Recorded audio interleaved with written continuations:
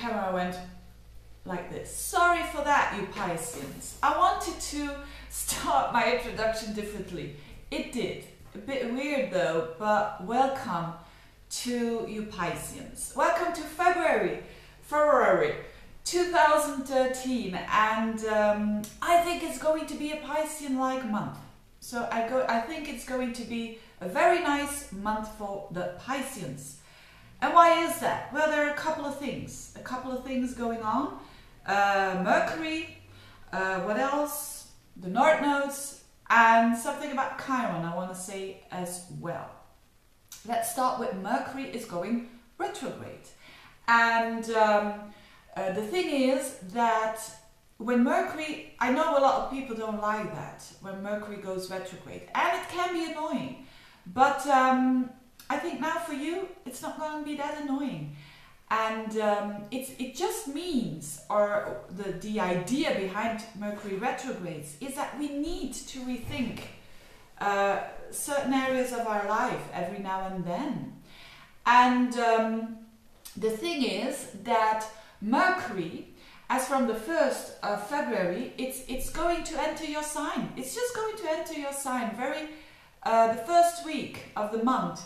It's going to be very closely into Pisces, so the first couple of degrees, actually up until I think 3 degrees. The 3 degrees.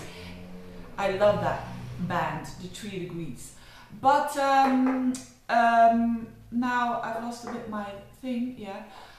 It's also going to be very close to Neptune during that first week. So it's going to be very a Piscean week, the first week. So you're going to, at its best, you're going to be inspired, you're going to feel connected, you're going to have imagination, and you're going to be creative. That's at its best. At its worst, you're going to be a bit in the mist. But I think if there's one sign that can deal with that, it's you. Now this Mercury then, after that first week, it goes backwards and it goes into, as from the 7th up until the 18th of March, it's going to go retrograde in your 12th house. Now, the 12th house is a very unconscious house. It's a hidden house. So what does it mean for the Piscean during this period that Mercury goes retrograde in that 12th house? Well, Mercury is our thinking, it's our speech. So I think you're going to be more silent, first of all, for the extroverted Pisceans. You're going to be more silent because, and I think you're going to think, not in hidden places, but you're going to keep your thoughts for yourself. And that's not necessarily a bad thing. You're going to keep your thoughts a bit more to yourself. You're going to need more privacy, I think. So if it has been a busy month for you, probably it has been January with Mercury there in your 11th house, yeah, the house of, which is a very social house with friends and with like-minded people. So probably now you're going to say, I had a bit enough. So you're going to enjoy la solitudine, or how do you say that? The solitude, so not in a negative way, but just enjoy that. So it's a good time for research. So maybe you're studying something. It's an excellent time for that. As Mercury rules the other person that is significant in your life, even when you are single. So the people who are the people one-to-one people, it is possible that you are going to think about them as well, that you're going to reflect upon them. Not necessarily in a negative way, but sometimes if you are in a relationship, you can reflect upon what is happening with that person who is very close to you. And maybe there is a side of them that you still don't know. And be grateful for that, because, you know, it would be boring, wouldn't it, if we know perfectly the person that we're with. So that could be the case as well. What else? I think a good time for contemplating, for meditating, for listening to some nice music, for, you know, time off. Especially also with the sun there during the first 2.5 weeks of the month. It's going to be a good time to do that. Maybe being in nature and alone, being you know, reloading your batteries. Dreams as well. So put a piece of paper next to your bed. I know that most Pisces do like dreams and, well, do like the interpretation of it. And maybe your dreams is going to give you some really good clues for the future. So I think that that's going to be a very interesting period for you, and that you will do well. At its worst, it's feeling a bit in a mist there.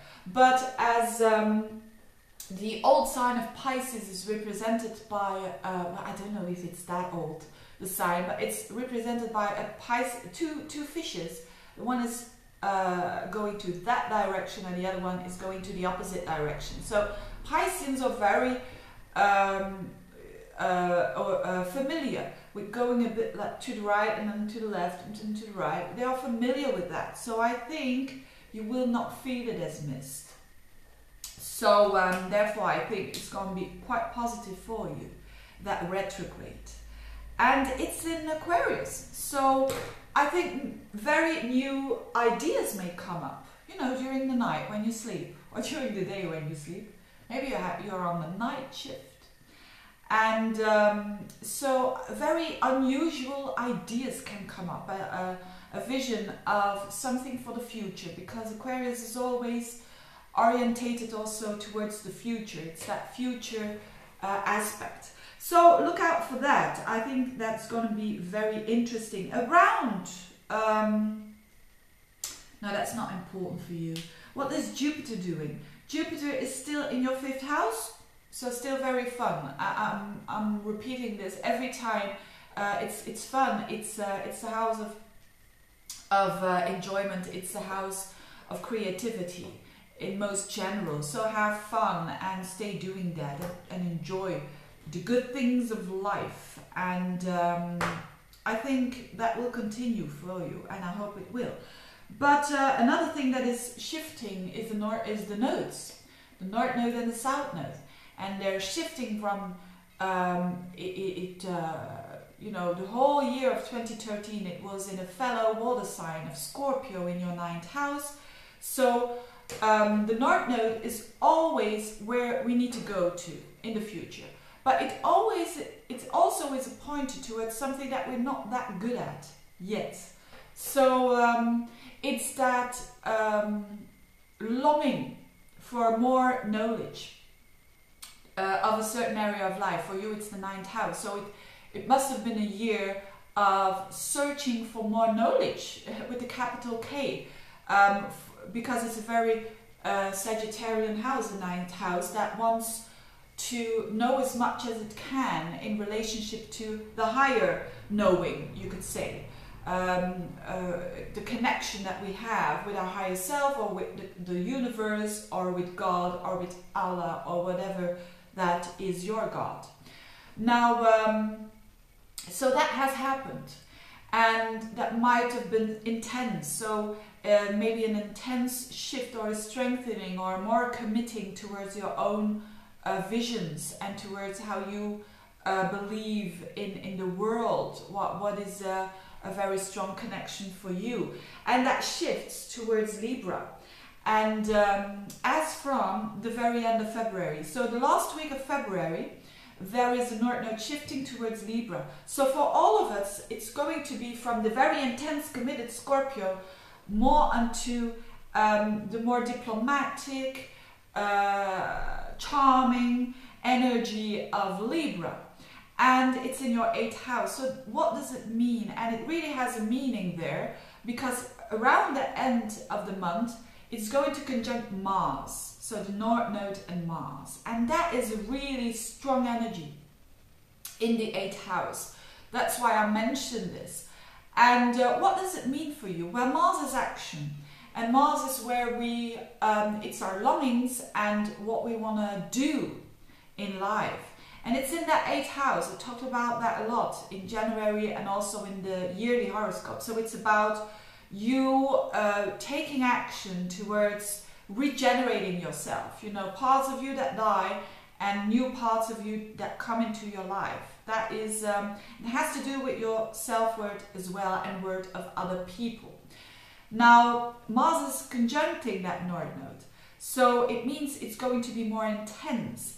So the things that the North Node is your path, it's going to be strengthening. So you're going to be a little bit more obsessed, is a negative word, but you need that kind of obsession towards it in order to break through.